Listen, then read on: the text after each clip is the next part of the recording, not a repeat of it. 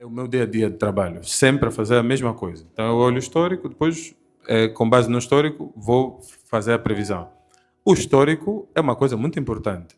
O histórico nos dá experiência, nos previne de experimentarmos certos problemas. Mas, ao mesmo tempo, o histórico que nos dá experiência, que nos dá sabedoria, que nos dá previsibilidade, pode ser o mesmo histórico que nos impede de enxergar uma nova possibilidade no futuro. O mesmo histórico que trouxe aos judeus a experiência que eles tinham em toda a ciência religiosa, porque era um espetáculo até os dias de hoje, a maneira como os judeus conduziam os processos, eles tinham tudo já parametrizado. Ok, qual é o tema? O tema é lepra. Não, lepra, esse é tranquilo para nós. Lepra não é nada. Lepra é o quê? Vamos juntar essas 4 essências, o sacerdote vai fazer 60 horas de oração, vai proclamar Neemias, ele escolhia os textos que ele tinha que proclamar, entra. Jesus bate em cima, Mateus 23 diz, vocês têm um pretexto de fazerem longas orações nas casas das viúvas. Essa longa oração que Jesus está a falar, eles ficavam 24 horas a recitarem Bíblia. Depois, outras 24 horas a fazerem orações específicas, orações já escritas. Eles repetiam aquelas orações, a repetirem os salmos, outras 24 horas. Depois, outras... Há processos de libertação espiritual que eles conduziam, que levavam 7 dias. Alguns irmãos ficam chateados conosco quando nos movemos no Espírito, oramos 4 horas. Aqueles irmãos eram 7 dias, apóstolo Itamar. 7 dias ele está na casa da viúva. E o período que ele está na casa da viúva, a viúva tem que lhe dar de comer, tem que lhe dar de beber, ele mais a equipa toda dele. Uma viúva que já está financeiramente prejudicada, ele ainda levava uma equipa grande, porque é assim que eles viviam, e ficava na casa da viúva fazer orações longas, num método que não era funcional. Depois, saía da casa da viúva, a viúva não foi curada, a família não recebeu o que tinha que receber, ele olhava para a pessoa e dizia, tem pouca fé. Qualquer semelhança não é mera coincidência. Porque depois alguém vai dizer assim, epa, você tem que comprar uma água. Esta água... Posso fazer o pitch dessa água? Essa água... Se beberes essa água... às 12h01, vão comprar a água, vou vender essa água por 50 mil kwanzas a garrafa. Vão levar aqui, cheios de água, levaram. Às 12h01, há alguém que vai beber, vai dar certo. Porque ele tem a fé, porque coincidiu, por qualquer coisa. Ele vai vir testemunhar no domingo seguinte. A dizer, epa, eu bebi a água às 12h01. A água que eu bebi às 12h01 mudou a minha vida. Resultado, todos os domingos tem que ter aqui uma água de 50 mil kwanzas para comprarem água, porque é aquela água.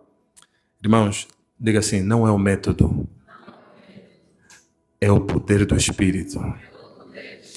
Pode ser que Deus oriente alguém a beber a água. Pode ser que o mesmo Deus oriente alguém a... Jesus está a curar um cego, cospe no chão, pega o lodo, põe no olho. Mas há outro cego que ele dá uma palavra. Jesus vai curar uma pessoa que está doente, está paralítica, diz, levanta e anda. Há outro que diz assim, dá-me a tua mão. Não é um método. E está escrito vários milagres, mesmo os milagres diferentes, para nós percebermos que não se trata do método. Trata-se do poder do Espírito Santo a operar numa pessoa específica. Então, esta pessoa que recebeu o poder do Espírito Santo, ela vai manifestar isso. É uma capacitação. Agora, meus irmãos, nós não vamos ser governados pelas experiências positivas nem negativas que tivemos. As experiências não governam nem o nosso presente, nem o nosso futuro. As experiências, elas tiveram o seu papel no nosso amadurecimento, mas nós precisamos ir além. Eu creio que Deus vai levantar uma igreja que não fica presa às experiências, mas que avança em direção a novos níveis. Que diz, sim, ontem foi um mover espetacular, mas o que Deus vai fazer amanhã, meu Deus, vai ser mais tremendo. Quantos creem nisso? Então, eu creio, tão certo como vive Deus, que nós não podemos ficar dispersos. O tema da fé, ele torna-se um desafio quando os períodos em que nós estamos a viver não estão alinhados. Isso é muito comum. Então, nós vamos ter um desafio de fé quando o nosso presente ele não fala do nosso futuro. Porque nós viemos de um passado diferente, agora estamos num momento e vamos para outro que Deus está a mostrar. Sai da tua terra, do meio da tua parentela, para a terra que eu te mostrarei. Ele está a pensar que é uma terra que emana leite e mel. Mas ele, quando chega na terra, ele não vê o leite e o mel. Ele vê abelhas e cabras. Isso é pá, acho que é este o sinal. Nem sempre o nosso presente fala da completude do que Deus vai falar. Pior do que isso, de tu chegares e constatares e não vês bem a realidade, é tu teres clara e plena certeza que no teu tempo de vida não será possível ver o que Deus vai fazer. Alguns receberam essa comunicação, outros já foram apanhados distraídos. Eles chegaram no final das suas vidas, não viram a promessa, Hebreus capítulo 11 está a relatar isso, e sabiam alguns que não iam ver, outros não sabiam. Ele pensava que ia ver, mas não ia ver, na verdade. Irmãos, eu cheguei a uma conclusão em relação a algumas coisas que eu sonho para Angola. Eu disse, não, há coisas que eu não vou ver. Mas não vou deixar de orar por isso. Há coisas que transcendem o meu tempo de vida. Esse é o meu pensamento. Pode ser que Deus faça um milagre extraordinário e eu veja ainda. Se calhar velhinho, eu vejo assim a distância. Mas há coisas que eu deixei de sonhar. Eu deixei de sonhar no meu tempo de vida. Eu disse, não, já não dá tempo para mim. Já não chego aí. Mas o Youssef vai chegar. Se calhar o filho dele. Alguém vai chegar. Deus vai cumprir, mesmo que não seja no meu tempo de vida. Então, o fato de... exige mais fé, irmão. Porque você, quando Deus limita o teu raio de ação, muitos de nós desistimos. E o valor dos heróis da fé é que a maior parte deles percebeu que Deus não ia terminar aquilo no dia dele de vida, mas foram fiéis até o fim. Eles deram conta. E alguns, como o caso de Moisés, foram mesmo avisados, disseram, tu não vais entrar. Você não vai entrar. Deus olhar para nós e dizer assim, mano, você não vai ser rico, você não vai ser rico, você vai ficar mesmo sempre pobre. Eu estou a orar para que sim, você vai ficar pobre, mas os teus descendentes vão ser ricos. Será que você tem fé suficiente para continuar a orar pelos teus descendentes para eles serem ricos? Para ser fiel até o fim? Ou vais cair no pecado? Eu já vou ser pobre mesmo, pelo menos fico um pobre pecador. Fico mais um pobre fiel. Alguém pode pensar assim. Porque há pessoas que entraram na desesperança e ele fica na rolote das 9 da manhã. E depois tu chegas assim, nós fizemos um trabalho, Pastor Bruno, em 2009. Deus nos acordou, disse assim, eu e mais um outro. Eu liguei para ele, disse, olha, Deus, eu tive um sonho com muitas rolotes. Ele disse, qual é o problema das rolotes? Disse, não, o Espírito Santo está a me falar que temos que ir às rolotes.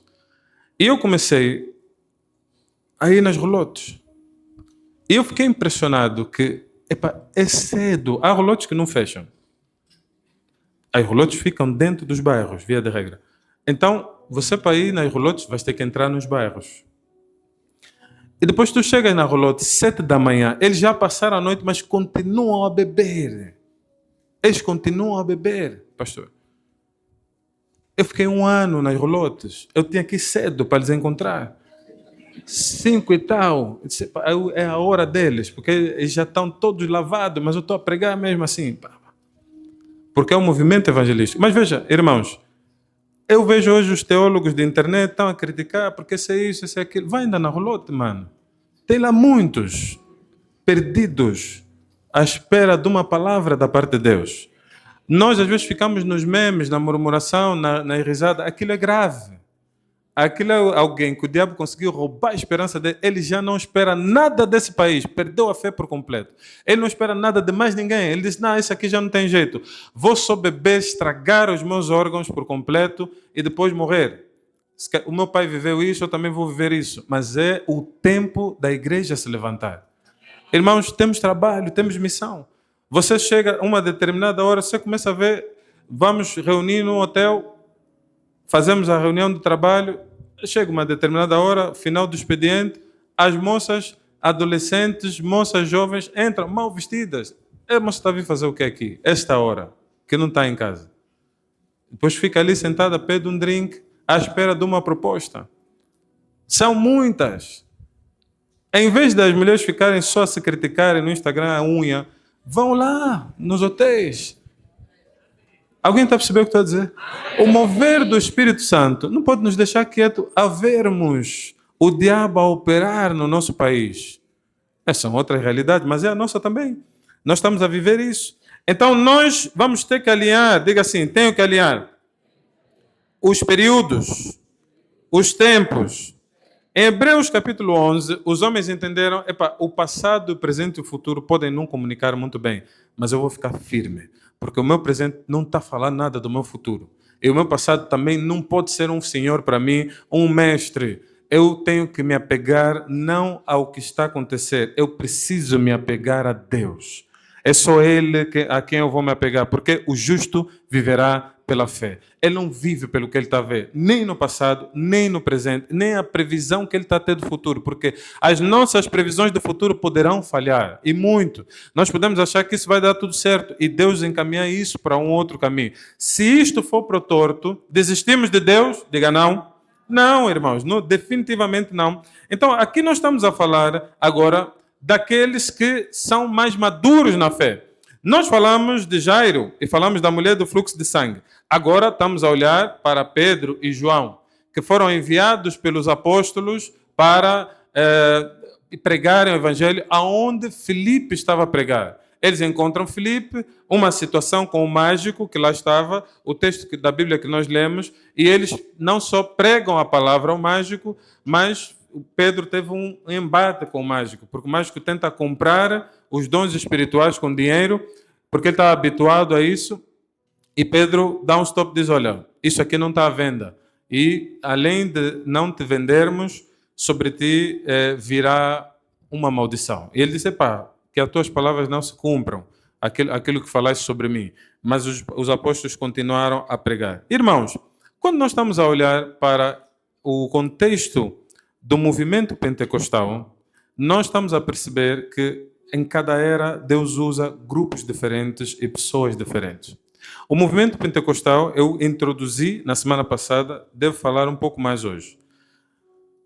Ele trouxe grandes riquezas. Repita assim comigo. A experiência do Espírito Santo tornou-se viva.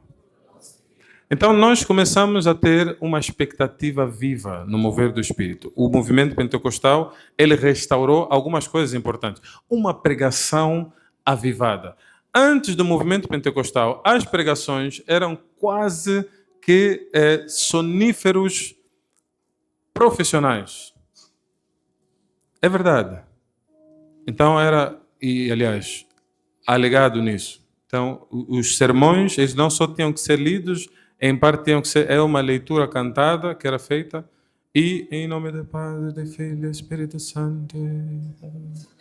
Já ouviram isso? Vem dessa altura. Então, os irmãos vão perceber que o mover do Espírito, o movimento pentecostal, ele trouxe uma pregação bíblica, diga bíblica, mas avivada. Então, nós não pregamos outra coisa. Nós pregamos Cristo Jesus, a esperança da glória. Só que pregamos com convicção, com certeza. Pregamos com autoridade, com um movimento diferenciado.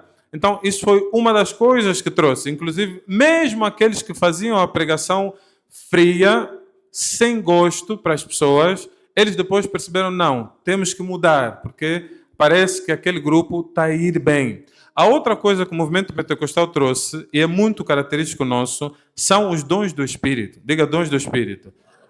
Irmãos, nós cremos na atualidade dos dons do Espírito Santo. Estamos a falar de palavra do conhecimento, palavra de sabedoria, operação de milagres, dons de curar, discernimento de espíritos, fé.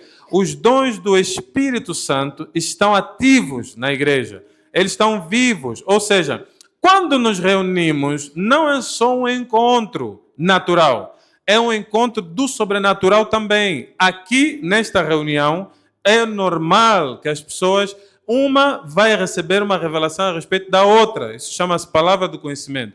Outra vai receber um conselho a respeito de outra. Palavra de sabedoria. Alguém vai receber uma fé sobrenatural enquanto a palavra é ministrada. É o dom da fé. Os dons do Espírito Santo estão ativos. Não cessaram.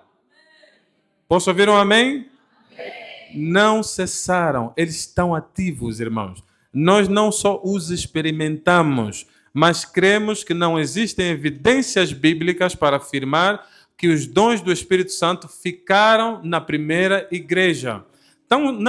Tanto não há evidências bíblicas, como nós temos evidências reais da atualidade deles. Hoje, enquanto falo, pessoas são curadas pelo poder do Espírito Santo. Pessoas são libertas na palavra da fé. Então, nós cremos na atualidade dos dons do Espírito Santo. Isso é característica do movimento pentecostal e é o nosso movimento. Nós acreditamos na atualidade dos dons. Acreditamos na autoridade espiritual exercida pela igreja. Ou seja, se alguém aqui ficar endemoniado, preparem-se, porque vão se levantar uns 80, 100 prontos para lhe expulsar. Dizer, ei, sai agora. O espírito tem que sair. Não há espíritos que permanecem aonde os servos de Deus são orientados pelo Espírito Santo a irem fazer o seu trabalho. Então nós acreditamos na autoridade do crente para expulsar demônios. Estamos a ver isso na vida de Cristo, estamos a ver isso na vida dos apóstolos. Não é diferente conosco. Nós não só fazemos isso, observamos muitos que fazem. Então, o movimento pentecostal traz isso de volta. Ele traz uma última coisa. Diga assim, o movimento pentecostal reacende a chama da volta de Cristo. Antes do movimento pentecostal se levantar, não se falava mais da vinda de Jesus. Mas nós, quando o movimento pentecostal se levanta, e nós que somos mais antigos nele, vamos conseguir testemunhar, nós orávamos muito pela volta de Jesus. Falávamos muito da volta de Cristo. A volta de Cristo, irmãos, é extremamente importante.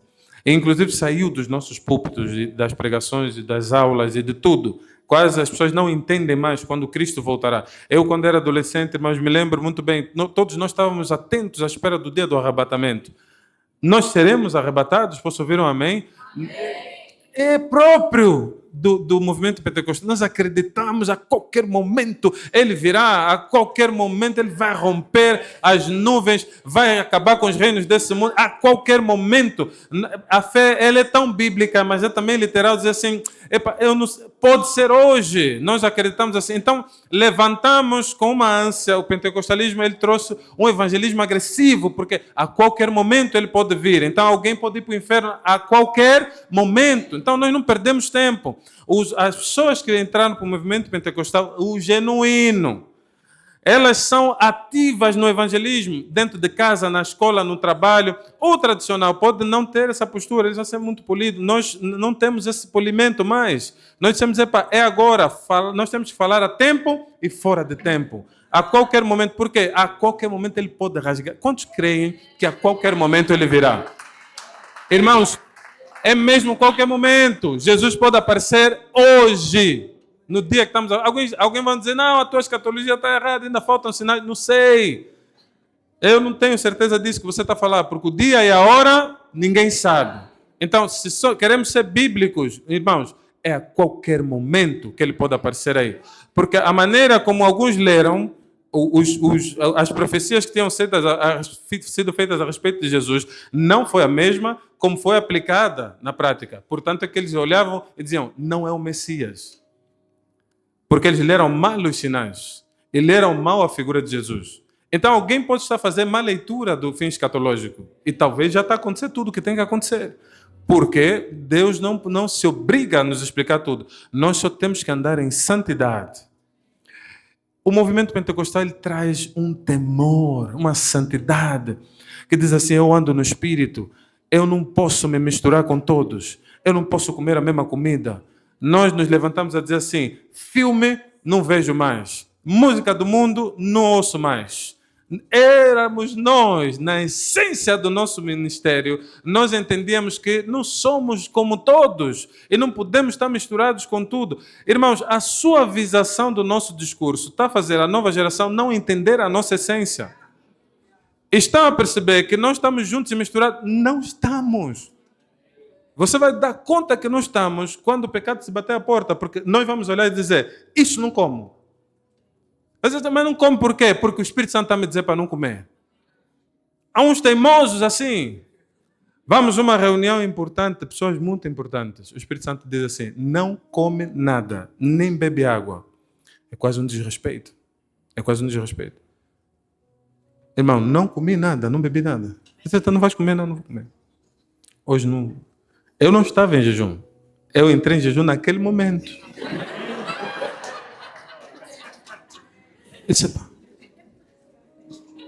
Não comi nada, irmãos.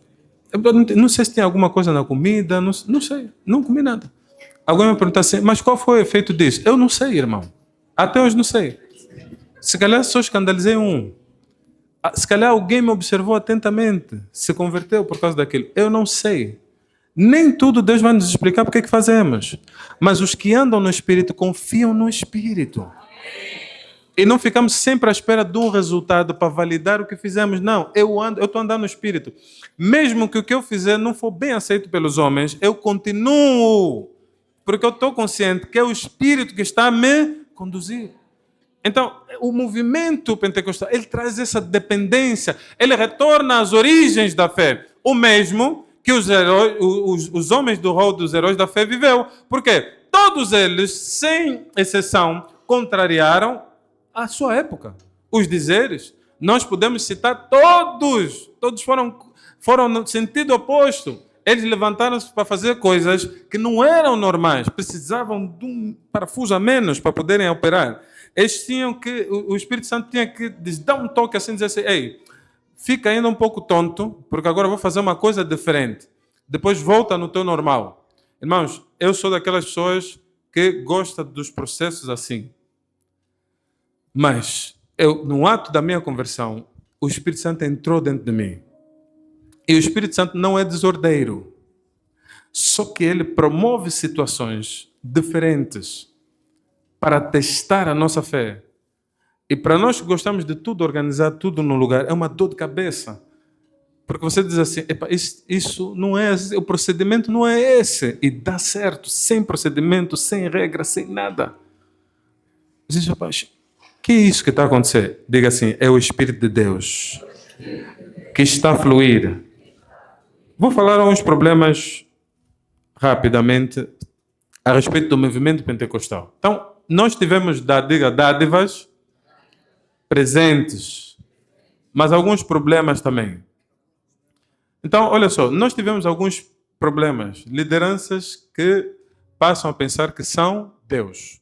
Então, o movimento pentecostal, como também o judaísmo na sua essência, que viveu problemas, todo movimento ele vai ter os seus desafios. E se os líderes, as pessoas que o vivem, não souberem ultrapassar, vão cair tanto no esquecimento ou vão tentar bloquear aquilo que Deus está a fazer.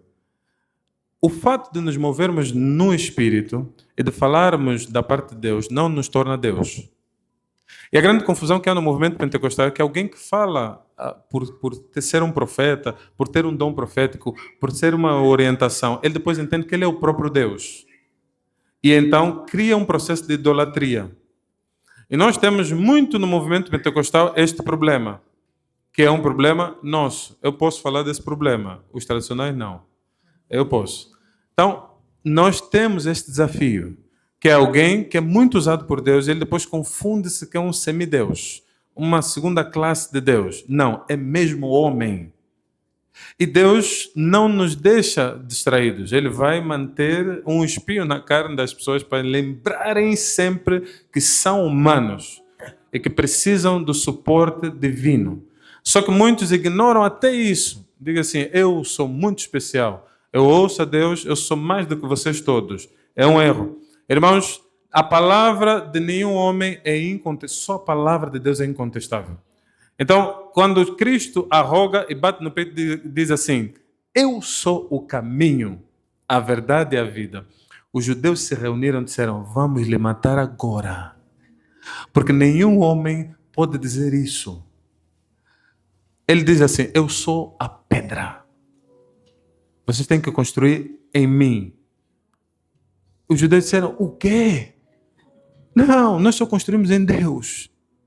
Nem se constrói em cima de nenhum homem. Vamos lhe matar.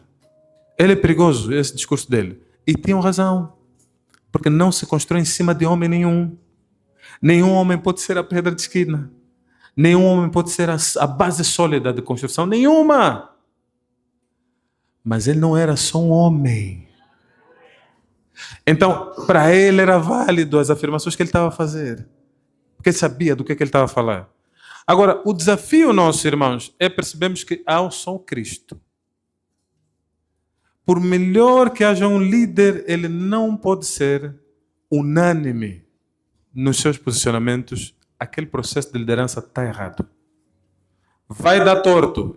É a receita certa para dar torto, porque o orgulho vai entrar no coração desse homem. Então, é muito comum no movimento pentecostal, é mais comum, porque a estrutura, inclusive, das nossas igrejas privilegia este problema. E nós precisamos atacá-lo. Diga amém.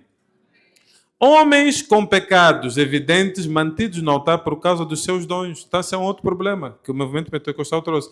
Os dons, muitas das vezes, são irrevogáveis. Eles fluem independentemente da situação espiritual da pessoa. Então, alguém está operando o dom já em pecado e as pessoas acham que por estar a operar no dom não está em pecado.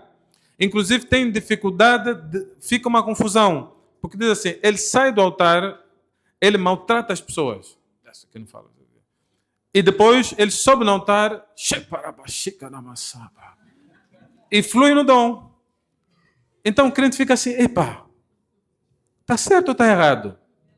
Deus está a aprovar ou está a reprovar? Não, irmão, Deus pode lhe usar, não quer dizer que está a lhe aprovar. Separem as coisas. Então nós somos chamados a sermos como os irmãos de Bereia, que observam e veem assim: ei, até o dom fluiu bem, mas o caráter não está bom. Temos maturidade para fazer essa distinção? Precisamos. Porque o que está a acontecer? Alguns estão a desclassificar o dom por causa do caráter de alguns ministros. Estão a dizer, a profecia não existe.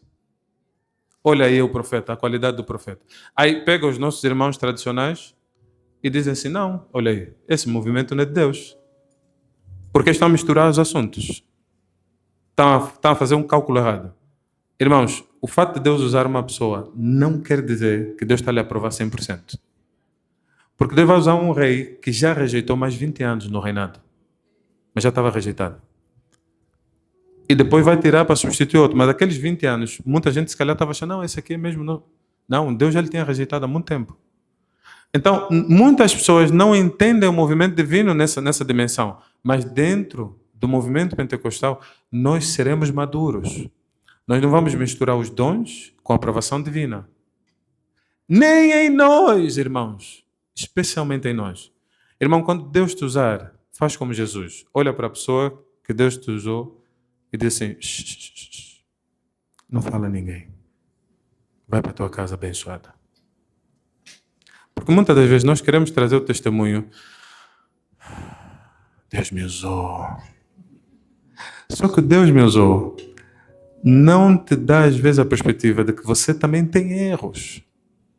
Você começa a achar que você já não tem erros, porque Deus está a te usar. Não, varão.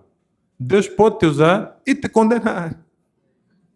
Porque o diabo vai ser lançado no lago de... Ele vai ser no lago de enxofre e fogo. Mas ele é muito útil para Deus, todos os dias. Então, não podemos nos emocionar. Diga, não vamos nos emocionar. Vamos andar no Espírito. Então, entenda bem, irmão. Quando começarmos a orar aqui e alguém estiver a fluir nas línguas do Espírito Santo ou num dom espiritual, alguém for curado, não se emociona só. Sinta mesmo a presença de Deus. Porque há pessoas que depois, no âmago da emoção também... Não faz isso. Não. Aliás, você vai me ouvir 100 horas a falar, e o pastor Bruno, nós não falamos em línguas. Mas as línguas estão a operar. Por que não estamos a falar em língua aqui? Não tem fruto. Não são centrais. Irmãos, muitas pessoas nesta igreja foram curadas milagrosamente. Não damos espaço para esse testemunho. Por uma razão muito simples. Eu não quero esse shopping aqui cheio de pessoas que estão a vir buscar milagres. Nós pregamos Cristo. Nós não vamos pregar curas e milagres para que depois enche aqui um monte de gente mal intencionada que vem. E depois o que acontece? Quando o discurso aperta, ficam só os discípulos. Aqueles 12 mil vão-se embora. Então, nem vamos trazer mais os 12 mil. Não, nós precisamos aqui de 200 ou 300 que estão na fé de verdade. As curas e os milagres são realidade que nós vivenciamos. E nós cremos nelas e oramos por elas e vemos elas acontecerem. Mas aqui eu vou pregar Cristo. Eu não vou ficar aqui 2 horas a falar. O fulano foi curado, o Celtrano foi curado, o Beltrano foi curado. Isso é para quê? Para encher, para depois o gasofilácio ficar cheio. E nada, as pessoas estão perdidas, completamente dispersas. Não! O pentecostalismo não é isso. Pentecostalismo é nós termos Cristo à frente de nós todo o tempo, incendiados com o fogo do Espírito Santo, a olharmos para Ele sem nos desviarmos. O inimigo fica chateado, os demônios passam-se. Então, diga assim, nós vamos voltar às práticas da fé genuína. A última coisa que eu ia dizer, veja, irmãos, o pentecostalismo ele trouxe um outro problema, que é sempre que nós entramos muito para o ambiente de oração, sem a palavra, tem que equilibrar. Você depois começa a praticar feitiçaria, animismo, espiritismo, todo tipo de religião, menos cristianismo. Porque o ambiente da espiritualidade, ele é muito sensível. Se ele não tiver balizas, você começa a se perder nele. Começas a ver coisas a mais, começas a sonhar coisas a mais, começas a ir para um ambiente que sai da naturalidade do mover de Deus dentro do cristianismo. Então, nós não nos afastamos da palavra de Deus. Portanto, aqui, os homens cheios do Espírito Santo estão aqui, eram pregadores da palavra, mas pregadores assíduos. No versículo 25 do capítulo 8 de Atos que nós lemos, ele diz assim, eles iam pregando a palavra. Mas eles têm muitos sinais para pregar. Eles tinham muitos milagres para pregar. Eles tinham muitas experiências espirituais. Não, eles iam pregando a palavra de Jesus, do Senhor Jesus Cristo. Então, nós não podemos nos afastar da palavra com o risco de entrarmos para o animismo, para a feitiçaria, para outras práticas que transcendem os limites da nossa fé. A fé nossa tem limites. Então, não é toda a experiência espiritual que é válida. Não. Varões, nós não falamos com os mortos. Posso ouvir um amém? Não. Essa conversa que agora eu estou a falar com o meu tio, porque não, me levou, tal, o Espírito me levou, pastor, estou a conversar com o meu tio. Não. Você entrou na feitiçaria, no espiritismo baixo. Tem uma classificação nas religiões, né? Então tem espiritismo baixo, tem o alto. Você entrou o Allan Kardec. Não, nós não praticamos isso. Nós somos cristãos, crentes nas Sagradas Escrituras. Então não misturamos isso com outras fés, outras formas de manifestar a espiritualidade. Não. Alguns estão a praticar feitiçaria no contexto da Bíblia. A dizer assim, vem, vou te tirar aqui umas coisas do corpo. Ah, Ronilton, vamos tirar aqui. Isso é uma Bíblia. Estás mal, pá. Depois puxa mais um bocadinho, faz uns cortes com lâmina. Eu estou a falar. Depois tira outra coisa. E ele está com uma Bíblia aberta. Ele está a fazer a feitiçaria e está a justificar na Bíblia. Não é cristianismo isso. Isso é bruxaria. Isso é bruxaria. É outra coisa. E pegam a Bíblia para justificar isso. Mas depois tem outros altares comprometidos com práticas de sacerdócio e consagrações que não são cristãs. Saíram do âmbito do cristianismo, entraram para outro ambiente completamente diferente. Isso não somos nós. Nós nos movemos no Espírito Santo e na orientação de Deus. E não precisamos mais de sacrifícios, não precisamos mais de adereços, Saímos deste nível, porque esse nível é baixo. Não resolveu o problema da humanidade. Nós estamos no nível mais alto, que é o mover do Espírito Santo. Foi derramado sobre nós uma coisa que Adão não teve. Alguns dizem assim, mas Adão tinha muita comunhão com Deus. Irmãos, eu não quero voltar aonde é pior. Eu estou no ministério do Espírito, na melhor fase do mover de Deus na terra. Nem o Éden nos bate. Porque nós recebemos o Espírito de Deus residente. O Adão tinha que esperar às 18 horas na viração do dia. Nós estamos no ministério do Espírito residente. Todos sonharam com esse momento. O momento em que homens e Deus não teriam mais barreiras. Jesus Cristo foi levantado por Deus para rasgar o véu. Não existem mais barreiras. Nós estamos na melhor fase, a melhor dispensação, a melhor etapa do relacionamento de Deus com os homens. Irmãos, não haverá outra. E não haverá outra oportunidade. Nós estamos a receber da parte de Deus uma liberação que nunca foi feita antes. O Espírito Santo, o Espírito de Deus, o próprio Deus. Ele está conosco, residente, ele mora dentro de nós. Não aconteceu com Adão. Não aconteceu com Davi. Não aconteceu com Elias. Não aconteceu com ninguém. Aquilo foi inaugurado em Pentecostes. E nós estamos no mês de celebração de Pentecostes. Dá só mais um. Olha aqui, irmãos. Diga assim, a liderança. Pode vir o outro. A liderança é muito importante. Então, o que nós temos um problema nas lideranças hoje, especialmente no meio pentecostal, é que muitos líderes levantaram-se como sendo donos da verdade, muito espirituais, e criaram um distanciamento entre eles e as pessoas que eles lideram. Ponto 1. Ponto 2, eles tornaram-se mediadores entre Deus e as pessoas. Não é verdade. Diga assim, o véu se rasgou. Irmãos, o acesso não é mais para uma pessoa. O acesso está para todos nós. E eu não estou aqui para bloquear o acesso de ninguém e dizer assim, você só vai ouvir Deus quando eu falar. Porque se eu fizer isso, o que eu estou a me pôr entre você e Deus.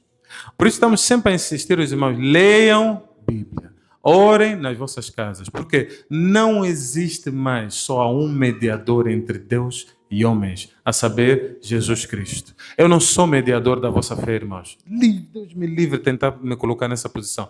Nenhum líder pode se colocar nessa posição. Muitas lideranças criam um mistério. É típico do mover do diabo. Sabe o que é que o diabo faz? Ele cria um mistério na liderança. Este mistério faz com que as pessoas fiquem sempre a tentar perceber o que se passa ali e sempre curiosas e com medo até de questionar, porque ele nunca sabe. Mas o ministério da liderança é interessante, que ele é natural dos seres humanos. Ele não acontece só no ambiente religioso. Nós, quando crescemos, não entrávamos no quarto dos nossos pais, porque havia um mistério qualquer. Você não sabia, para esse senhor, quando sai daí, não sei o que ele fez. Você ficava assim a pensar, pá. Às vezes, quando o meu, por exemplo, quando ficasse chateado, entrava no quarto, você dizia, ei, pá, foi fazer o que aí? No ambiente que nenhum de nós consegue entrar. É quase o que muitos faziam. No Antigo Testamento, de fato, o sumo sacerdote era o único que entrava no Santo dos Santos. Então, há qualquer coisa que ele vê que nenhum de nós vê. E esse mistério da liderança, ele muitas das vezes tem sido transmitido, mas Cristo estabelece uma nova era de líderes, em que não só o véu está rasgado, mas a simplicidade está. É tão simples que é criticado. Diz assim, mas como é que tu vais sentar com os políticos que são corruptos? Como é que você vai sentar com as prostitutas? Porque o judeu, como ele é santíssimo, santíssimo, não pode se contaminar com nada nem ninguém, porque ele tem os segredos todos, então ele nem tocava nas pessoas. Não é o estilo de liderança que nós vamos estabelecer. A liderança de Cristo é simples. Senta na mesa com todos. Come com todos. Serve a todos. A liderança de Cristo, ela lava os pés de quem ela está a liderar. Não é os discípulos que lhe lavam os pés. Os discípulos que tentam lhe lavar os pés, ele diz, olha, vamos deixar ter amizade. Porque eu é que vou lavar os teus pés. Então, às vezes eu vou num lugar e diz assim, pastor, eu tenho que carregar a tua Bíblia. Eu disse, olha, Vamos deixar ter amizade. Deixa a minha Bíblia, não pesa, irmão. Eu vou levar a minha Bíblia. Nós entendemos e respeitamos os protocolos de cada casa. Mas há um pouco de fermento que pode levar toda a massa. E às vezes são pequenos hábitos que vão implantando no coração das pessoas coisa que não deveria estar ali. Eu posso levar a Bíblia, por que não? É minha. Eu vou levar minha Bíblia. É só um hábito pequeno, mas ele comunica muito. Eu não vim aqui para me servirem. Eu vim servir. Eu não vim aqui para me darem alguma coisa. Eu vim dar. Eu tenho Deus suficiente para entregar e não receber. Mais bem-aventurado é dar do que? Alguém tem que entender isso. Então, nós quando viemos a esse lugar, nós viemos mesmo servir, irmãos. Do princípio até o fim. Do bolso até a pregação. Ninguém me deu nada. Aliás, a minha luz que eu gastei quando estava a ler a Bíblia, e tal, eu paguei tudo. E vim dar. Está vendo? É mesmo assim, apóstolo. Porque este é o princípio de Cristo. Mais bem-aventurado é dar do que receber. Eu não fico chateado se eu receber. Eu posso dar-vos o IBAN. Mas, irmãos, a perspectiva não é essa. Nós viemos aqui servir. Do princípio até o fim. A nossa vida é uma vida de serviço. Então, nós não podemos inverter a prioridade. As lideranças atuais, elas não nos ajudam. E aqui chegamos ao final. Diga assim, a estratégia da unção. Irmãos, o Espírito Santo, ele nos capacita a fazermos a obra de Deus. Nós não vamos conseguir fazer a obra sem o Espírito. A primeira pessoa ungida nas Sagradas Escrituras não foi um sacerdote, por incrível que pareça. Chama-se Bezalel.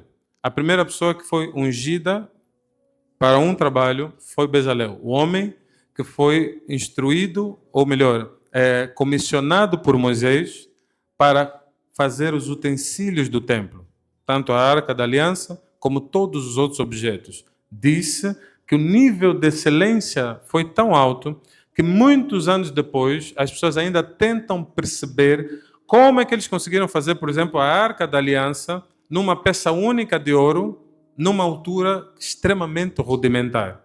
Então, aqueles anjos que estavam na tampa da arca e a maneira como eles esculpiram aquilo foi um grande desafio de engenharia perceber como é que eles conseguiram alcançar aquele nível. O que Deus está a comunicar, todas as vezes que Deus faz uma coisa primeiro na Bíblia, tem muita comunicação ali. O que Deus está a comunicar é que a capacitação que desce do alto, ela não desce primariamente para sacerdotes. Ela desce para homens e mulheres que serão usados por Deus no meio da sociedade. Então, o grosso do mover do Espírito Santo na terra e a capacitação que desce do alto não tem nada a ver com as quatro paredes da igreja. Ele tem a ver com a sociedade civil. Ele tem a ver com o posicionamento dos crentes nos diferentes lugares. Porque a primeira vez que alguém foi ungido, alguém foi capacitado, cheio do Espírito Santo para fazer alguma coisa na Bíblia, não foi um sacerdote. Então, o que Deus está a tentar comunicar para nós é a importância de nós buscarmos a capacitação no lugar certo. Então, nós não vamos buscar capacitação na feitiçaria, não buscamos capacitação no Kimbanda, não buscamos capacitação apenas nos livros, nós buscamos capacitação também em Deus, porque nele existe capacitação. Agora, veja uma coisa, a unção, ela é específica. A unção que desce sobre a Miriam não é a mesma que desce sobre Edmundo. Os dois cantam. Mas Deus capacita cada um de forma específica. A pior coisa que pode ocorrer a nós é querermos a unção que está sobre alguém. Porque aqui reside o grande desafio. É entendermos que o mover do Espírito Santo, ele é personalizado. Porque ele tem essa capacidade. Aqui todos vão ser cheios do Espírito Santo. Mas cada um vai fluir de uma forma diferente. E a beleza desse processo é nós conseguirmos ser humildes para conseguirmos enxergar riqueza no que o Espírito Santo está a fazer na vida alheia. E não combatermos o ungido. Porque Saul não entendeu que a unção que desceu sobre Davi era diferente da que estava sobre ele. E que mesmo ele tendo sido rejeitado, se calhar o rei foi rejeitado e chorou e foi restituído, Se calhar, se Saul chorasse mesmo, se arrependesse, poderia ser restituído. Mas Deus lhe deu o tempo dele, 40 anos ele reinou. Então, mas ele ficou dos 40, mais de 20 a perseguir o Davi. Por que está perseguindo o Davi? Se você até está no trono, não inveja a unção que está sobre o outro. Mas há um tema, e eu vim dizer aos irmãos, irmãos, nós que somos ungidos, somos frequentemente invejados. Está na Bíblia. Então Deus te capacita, pastor Ronilton, e alguém está com inveja da capacitação. E você não tem nada a ver com isso. Você nem sabe até que Deus te capacitou. Você só dá conta, já estás capaz. Você assusta e diz, afinal sei fazer isso. E o outro está a olhar, ele está com inveja de uma coisa que você não buscou. O ungido não busca a unção. A unção lhe encontra. A unção tenta cair em várias cabeças, não cai. Ela cai mesmo na cabeça de quem ela tem que cair. Então nós vamos orar aqui pelo enchimento do Espírito Santo. O que vai cair no Fernando é diferente do que vai cair no Vitor. E se for cair no Vitor, não é esse, é aquele. Vai cair naquele. Porque quando Jessé apresentou as crianças, o Espírito Santo disse, não é esse. Não é esse. Não é esse. Chegou o que vai receber a unção. No dia de Pentecostes estavam reunidos 500. 7 dias depois ficaram só 150. Porque os 350 não eram para receber aquela unção. Eu não sei quem é que faltou hoje nesse culto.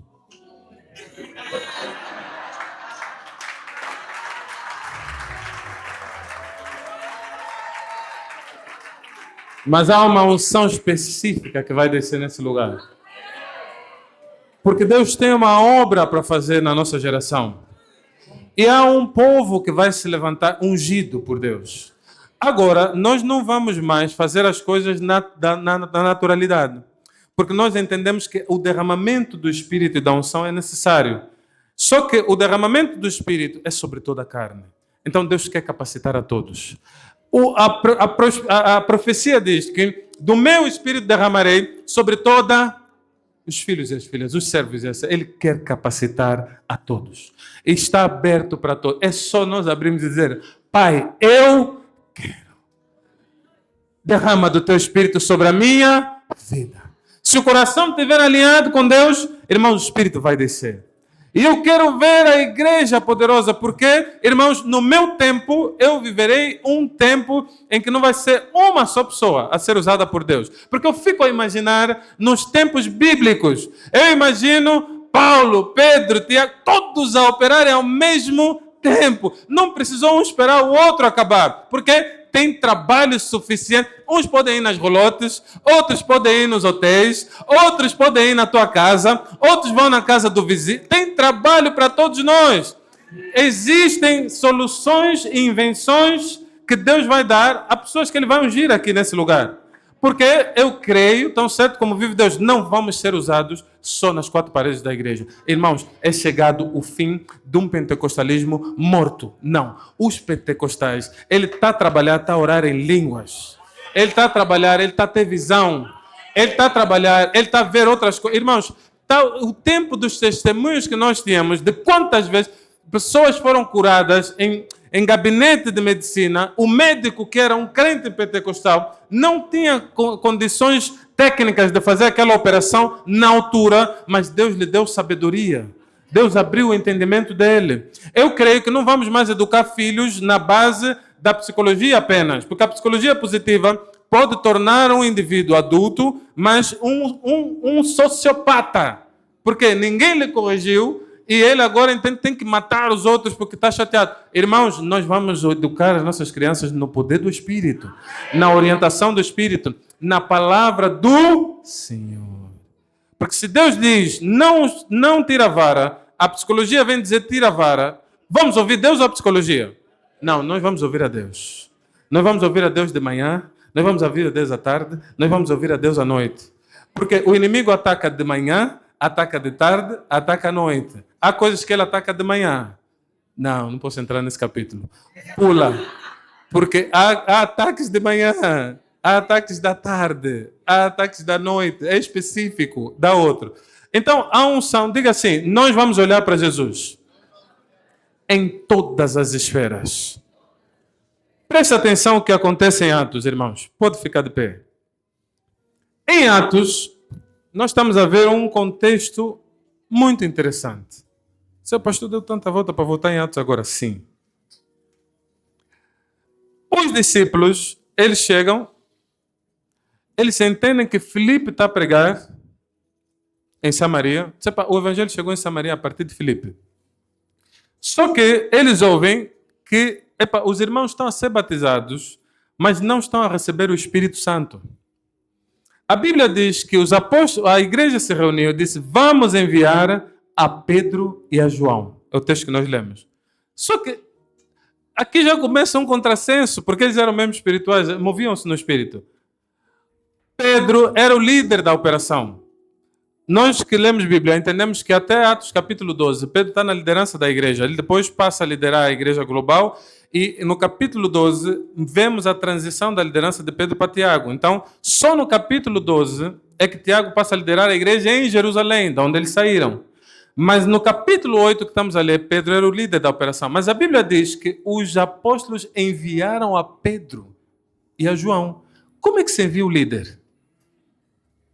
Se a liderança não for humilde, ela não entende que agora não é o meu momento de mandar. Há alguém que está se movendo no espírito, que está me a dizer para ir fazer uma coisa, mesmo eu sendo líder. O nível de liderança que nós temos hoje, às vezes não permite isso.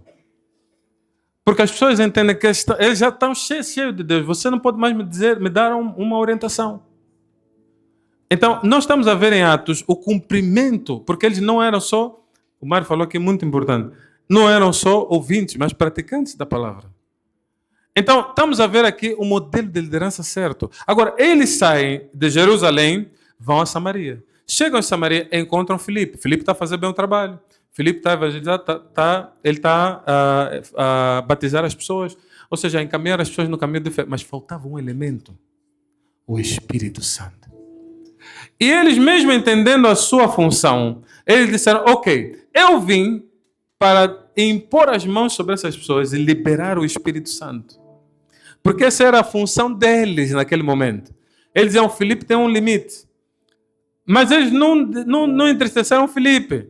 Eles corroboraram com o trabalho de Filipe, ao ponto de que mesmo Filipe, terminado esse trabalho de João e Pedro, o Filipe ele ficou tão avivado, que a Bíblia diz que ele foi pregar para o eunuco, prega para o eunuco, de repente ele aparece do outro lado. Então veja que o avivamento de Filipe, quem ele levou foi Pedro e João. Pedro e João que vão e encontram um mágico que tenta comprar o poder de Deus, que diz assim, vou dar o dízimo e a oferta, vou todos os domingos e eles têm que orar por mim para eu ser abençoado. Não, varão, você tem que orar na tua casa. Você a vir aqui não estás a comprar nada. Ah, não, porque eu dei muita oferta. Não, varão, isso não se compra com dinheiro. Você vai ter que ajoelhar diante de Deus. Você vai ter que orar diante de Deus. Não é o recurso financeiro que vai liberar o poder do Espírito sobre a tua vida. Se você tem uma oferta a fazer, faça de todo o coração. Mas não pense que você está a comprar a aprovação divina, que você está a pagar os teus pecados. O mágico interpretou mal o processo. Pedro foi sério com ele. Pedro disse, olha, o teu coração não está bom. Porque você está a pensar que vai comprar isso aqui. Isso não está à venda. Nós não estamos a vender aqui nada. E eu não preciso de ti. Porque era um mágico famoso na cidade. Alguém pode achar e dizer assim, não, porque tem dinheiro. Não, irmão, nós aqui, a chapa esquenta. Se você tentar comprar, eu sou mais suave. O outro, ele vai te olhar e vai dizer, chefe, vai, já. Eu vou dizer, meu varão. Só que vou, aposto, vou dar. Só que devagar, tá vendo? Meu varão, não é assim. Isso não se compra. Não é para comprar. Irmãos, alguns de nós estão com uma perspectiva errada do processo, mas eu vim dizer uma coisa da parte de Deus. Nós precisamos todos do Espírito Santo. Pedro e João, eles sabiam, nós temos que liberar uma coisa da parte de Deus para aqueles de nós, porque já estão na fé, já foram batizados, mas ainda não entraram. Eles ainda não estão dentro do movimento. Eles ainda não sentem o mover do Espírito. Eles ainda não têm orientação viva.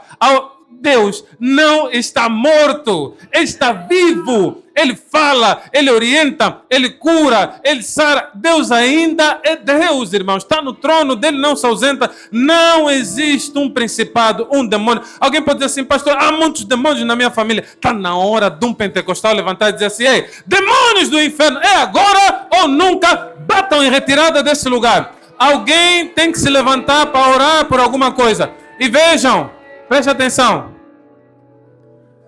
Eu estou a explicar isso muitas vezes, para que os irmãos fiquem muito claros. O mesmo Deus que está a dizer que o lenço de Paulo cura, é o mesmo Deus que em Paulo está a dizer assim, Timóteo, toma vinho porque você tem doença no teu estômago. E disse, olha, eu deixei um outro que ficou doente, Demóstenes, ele ficou doente, vão lhe visitar.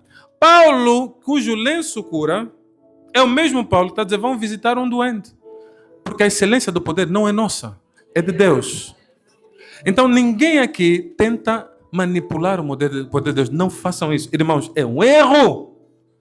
Eu vou orar com fé que Ele vai fazer. Mas se Ele não quiser fazer, Ele não fará.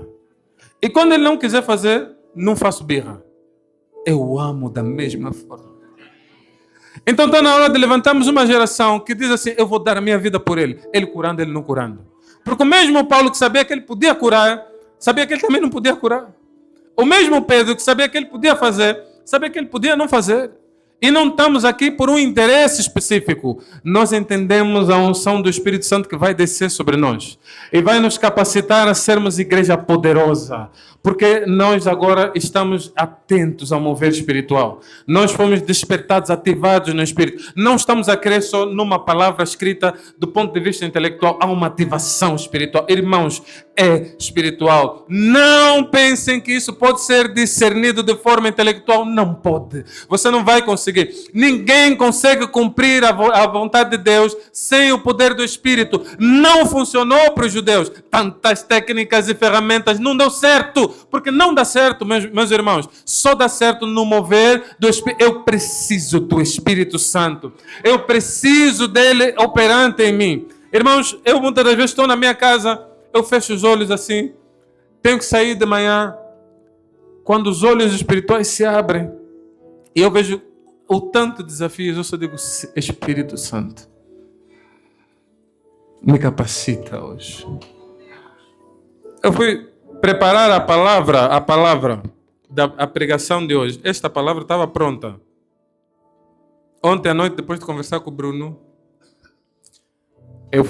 entrei no meu escritório, fechei a porta e disse, Espírito Santo, vem me encher. Porque não é o meu passado que me governa, não é o que eu já sei.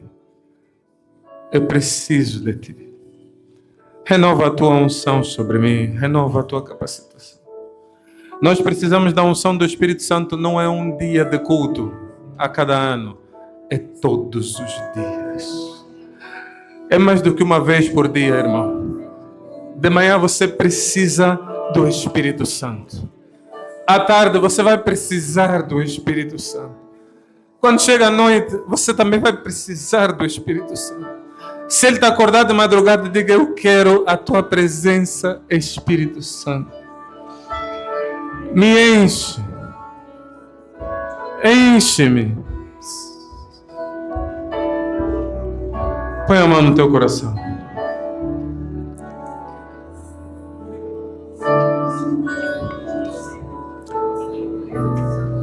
Aproximadamente 2 meses eu estava em casa.